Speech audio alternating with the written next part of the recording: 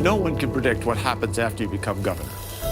Historic drought, thousands of acres in flames, and then came the worst floods in 100 years.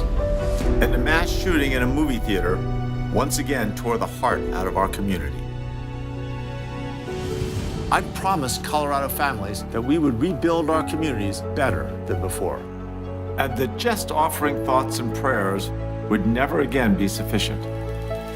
I'm John Hickenlooper. I'm running for president because we're facing a crisis that threatens everything we stand for. As a skinny kid with Coke bottle glasses and a funny last name, I've stood up to my fair share of bullies. Standing tall when it matters is one of the things that really drives me. In my 30s, I worked as a geologist and got laid off in a tough economy. Being out of work for months changes you. You look in the mirror and you start to see a different person.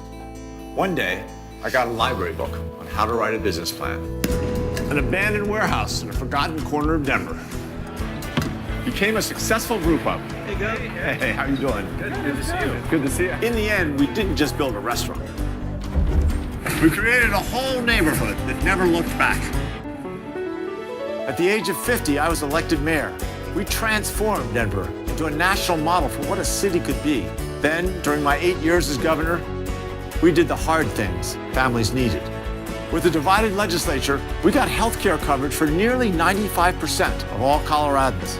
We lifted our rural economy as Colorado went from 40th in job growth to the #1 economy in America.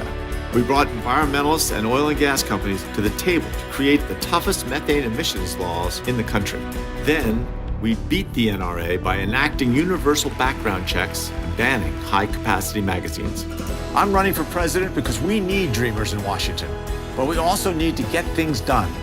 I've proven again and again I can bring people together to produce the progressive change Washington has failed to deliver.